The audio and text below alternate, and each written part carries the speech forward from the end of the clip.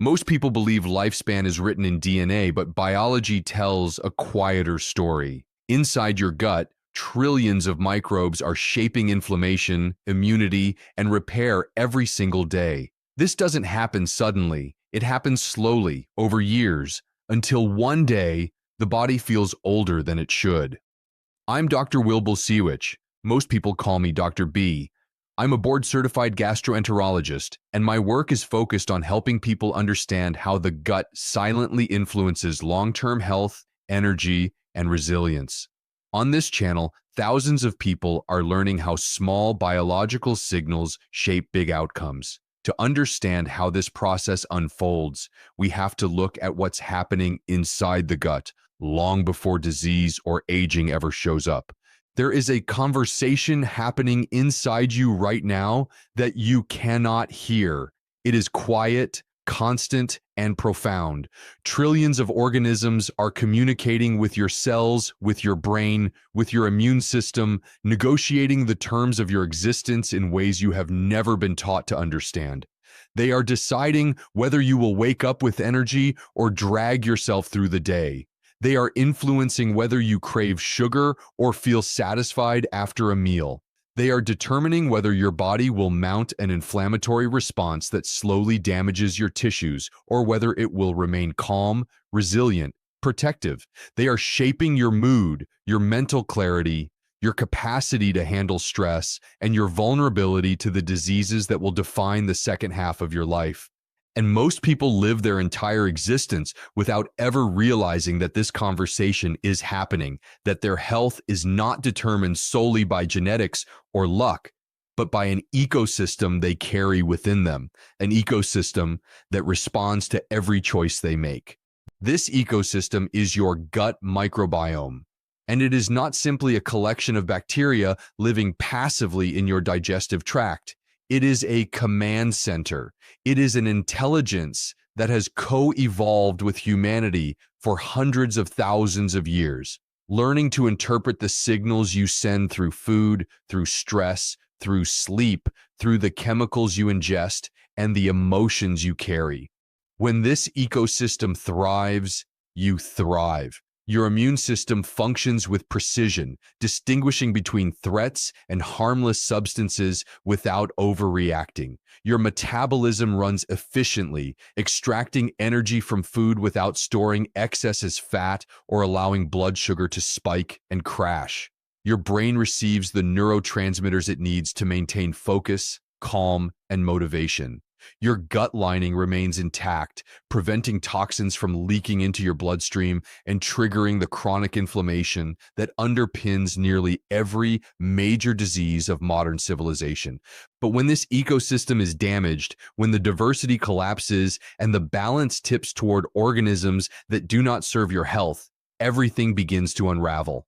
The gut lining weakens, inflammation rises, the immune system becomes confused, attacking the body's own tissues or failing to recognize genuine threats. Metabolism becomes dysregulated, leading to insulin resistance, weight gain, and hormonal imbalance.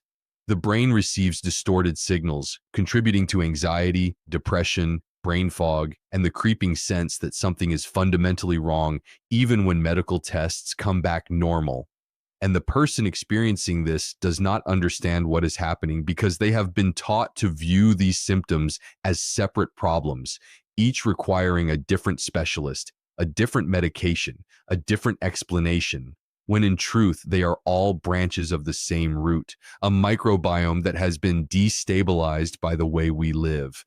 The modern world is not designed to support the gut. It is designed to undermine it. Ultra-processed foods stripped of fiber and loaded with additives that disrupt microbial balance, antibiotics prescribed without consideration for the ecological devastation they cause, chronic stress that alters gut motility and increases intestinal permeability, sleep deprivation that disrupts the circadian rhythms governing digestion and immune function, environmental toxins that accumulate in the body and shift the microbiome toward a pro-inflammatory state. All of this happens gradually, almost imperceptibly, until one day the body stops cooperating.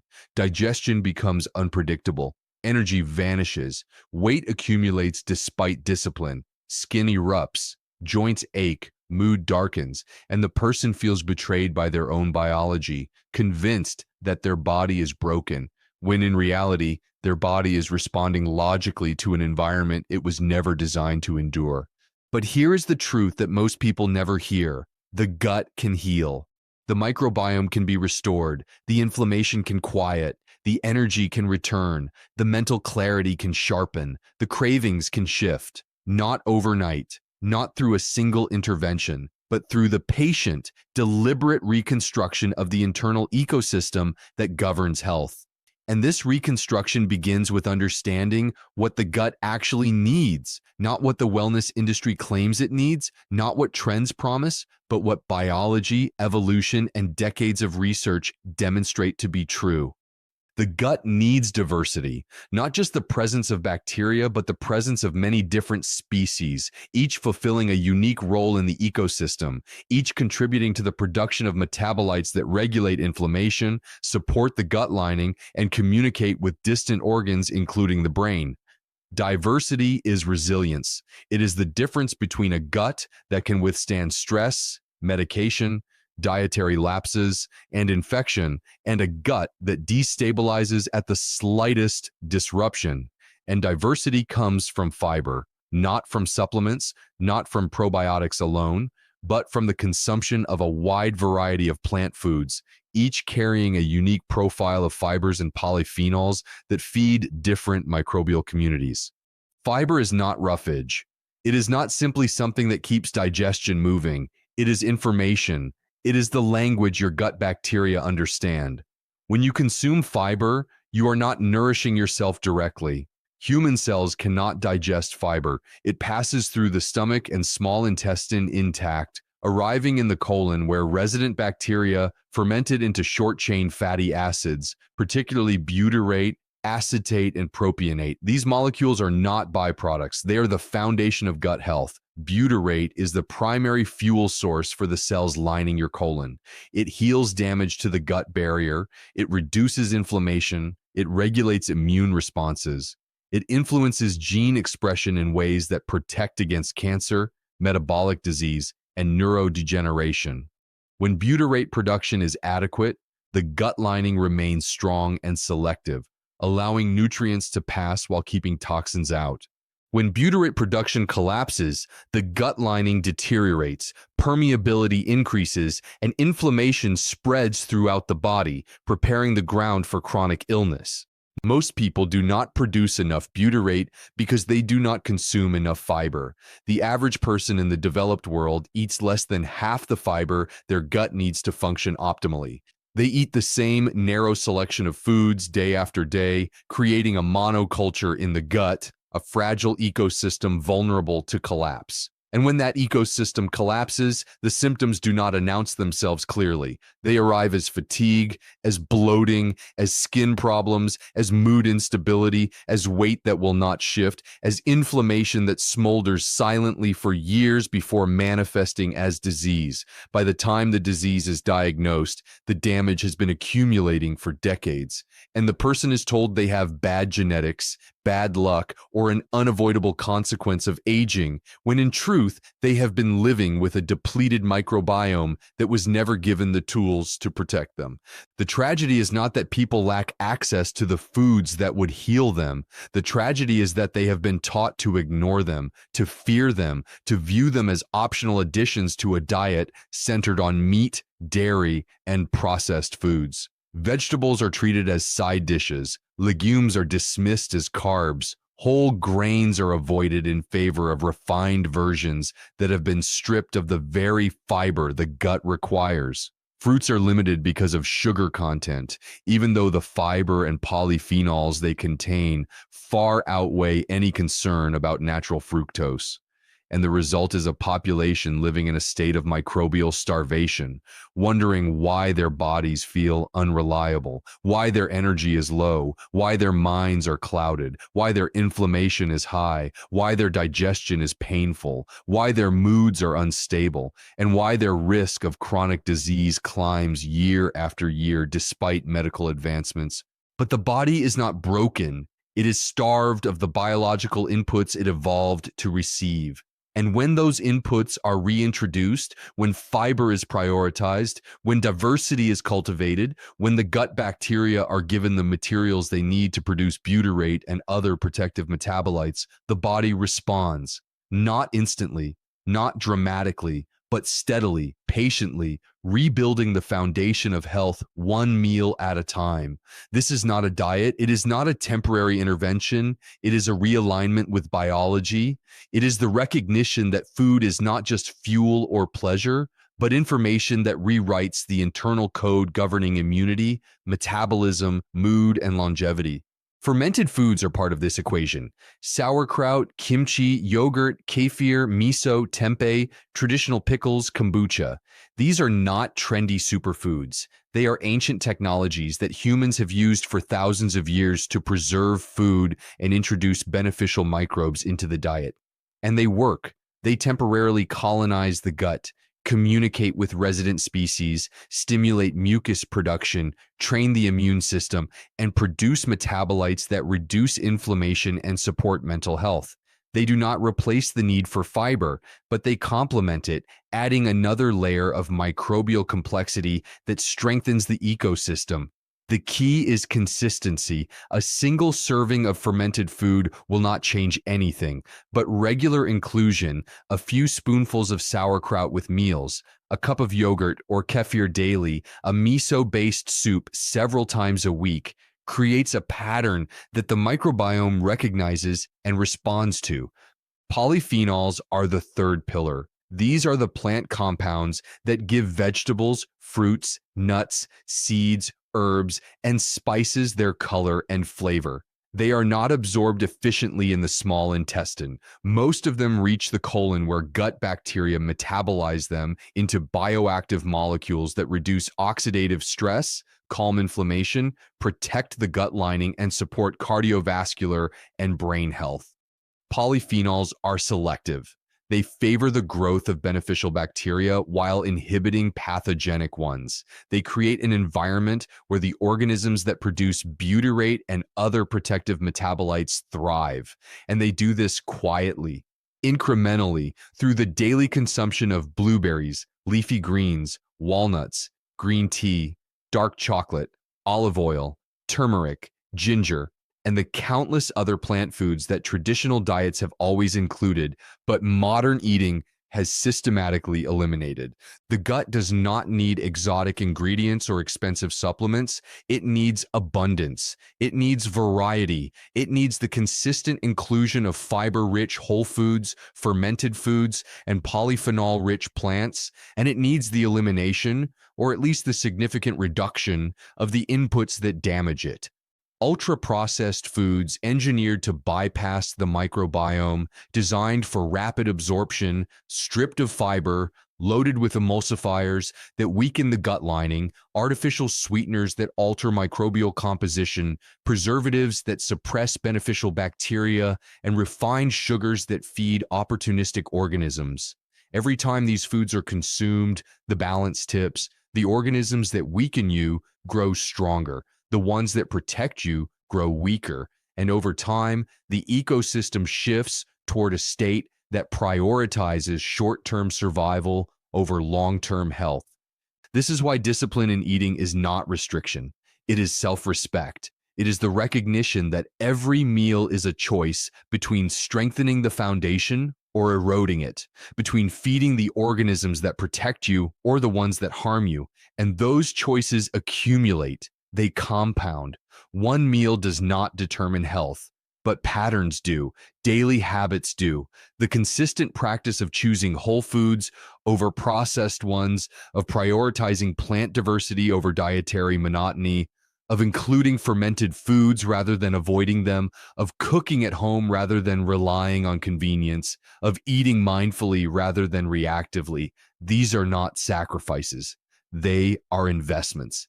They are the small, unglamorous acts that build resilience over time, that allow the gut to heal, the inflammation to quiet, the energy to stabilize, and the body to function the way it was designed to. Sleep is part of this equation. The gut operates on circadian rhythms. digestion, immune activity, and microbial composition all fluctuate throughout the day in predictable patterns. When sleep is fragmented or insufficient, these rhythms are disrupted. The gut lining becomes more permeable, inflammation increases, microbial diversity decreases, and the person experiences this as digestive discomfort, as cravings for sugar and processed foods, as brain fog, as irritability, as weight gain that seems disconnected from caloric intake, because it is not just about what you eat. It is about whether the body has the time and biological conditions necessary to process, repair, and integrate what you consume. Sleep is when the gut heals, when the immune system recalibrates, when metabolic hormones regulate. And without adequate sleep, no amount of perfect eating will fully restore health. Stress is the other critical variable. Chronic stress alters gut motility, slowing or accelerating transit in ways that disrupt nutrient absorption and waste elimination. It increases intestinal permeability, allowing toxins and undigested food particles to leak into the bloodstream and trigger immune responses. It shifts the microbiome toward a composition that favors inflammation and anxiety. And it creates a feedback loop where gut dysfunction worsens stress, and stress worsens gut dysfunction, trapping the person in a cycle that feels impossible to escape. Breaking this cycle requires more than dietary change. It requires addressing the nervous system. It requires finding practices that activate the parasympathetic state, the rest and digest mode where the gut can function optimally. Breathwork, meditation, gentle movement, time in nature, meaningful social connection, creative expression. These are not luxuries.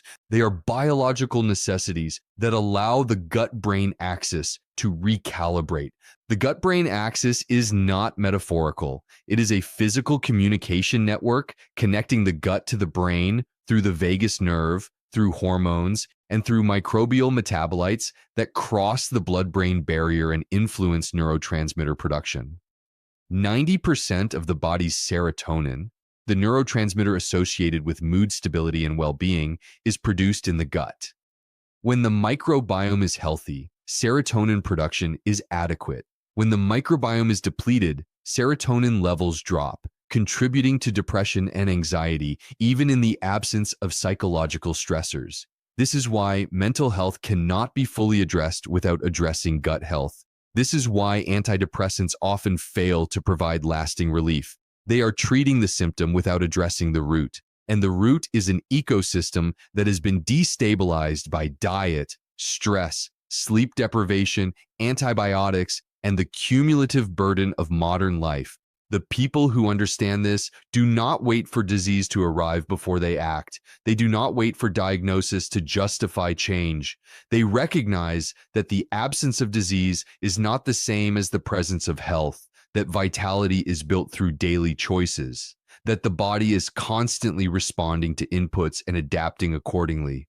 They understand that the gut is not separate from the brain, from the immune system, from the heart, from the skin, from the joints, from the hormones. It is the foundation. And when the foundation is strong, everything built upon it becomes more stable. When the foundation is weak, everything becomes vulnerable. This is why your gut is quietly deciding how long you will live, not because it controls a single organ or system, but because it influences all of them. It governs the inflammation that drives heart disease, cancer, diabetes, and Alzheimer's. It regulates the immune responses that determine whether you develop autoimmune conditions or remain protected. It produces the metabolites that protect against neurodegeneration and support cognitive function as you age. It influences the metabolic efficiency that determines whether you remain lean and energetic or accumulate visceral fat and insulin resistance. It shapes the resilience that allows you to recover from illness, injury, and stress, or leaves you vulnerable to cascading decline. And the remarkable truth is that you have more control over this than you realize. You cannot change your genetics. You cannot undo past exposures, but you can change the environment within you. You can feed the organisms that protect you. You can starve the ones that weaken you. You can rebuild the diversity that creates resilience. You can restore the production of butyrate and other protective metabolites. You can calm the inflammation that accelerates aging and disease. And you can do this through food, through rest, through stress management, through the accumulation of small daily choices that the body recognizes and rewards with improved function. The timeline is not what most people want to hear. The gut does not heal in a week or a month. It heals over months and years, slowly rebuilding the complexity that was lost, gradually restoring the balance that was disrupted. And during that time, progress is not linear. There will be setbacks. There will be days when symptoms return, when cravings resurface, when doubt creeps in and whispers that nothing is changing. This is when most people quit. This is when they decide that gut health is too slow, too demanding, too uncertain. This is when they return to the habits that depleted them, not because they lack discipline, but because they lack the understanding that healing happens beneath the surface long before it becomes visible, that the body does not announce its progress loudly, that recovery is built through patient accumulation, not dramatic transformation. But if you stay with it, if you continue to make the choices that nourish the ecosystem within you, the body will respond. Energy will stabilize. Mental clarity will sharpen. Digestion will smooth. Inflammation will quiet. Mood will lift. Cravings will shift. And you will begin to feel, perhaps for the first time in years, that your body is reliable, that it is capable, that it is working with you rather than against you. You will notice that you recover faster from illness, that you handle stress with more ease, that your skin clears, that your sleep deepens, that your weight stabilizes without obsessive tracking, that your mind feels sharper, more focused, more present. And you will realize that these are not separate improvements, but expressions of a single underlying shift, a microbiome that has been restored to a state of balance. This is not a promise of perfection. It is not a guarantee that you will never feel unwell or that aging will stop. It is the recognition that the quality of your years is largely determined by the health of your gut, and that the health of your gut is largely determined by how you live, by what you eat, by how you rest, by how you manage stress, by whether you prioritize diversity or default to monotony, by whether you view food as fuel or as information, by whether you treat your body with respect or with indifference. The choice is always yours. To continue down the path of depletion, wondering why the body feels unreliable, or to begin the slow, deliberate work of restoration, to feed the organisms that weaken you or to feed the ones that strengthen you, to see the gut as an afterthought or to recognize it as the invisible architect of your longevity, your vitality, your mental clarity, and your capacity to live fully in the body you were given. Your gut is deciding how long you will live, not through a single event, but through the accumulation of signals you send every single day. And those signals are within your control, not through force, not through restriction, but through the patient, compassionate practice of nourishing the foundation, through fiber that produces butyrate, through fermented foods that introduce diversity, through polyphenols that reduce inflammation, through sleep that allows repair, through stress management that protects the gut-brain axis, through the understanding that health is not a destination but a relationship, a daily negotiation between the life you live and the ecosystem that sustains you.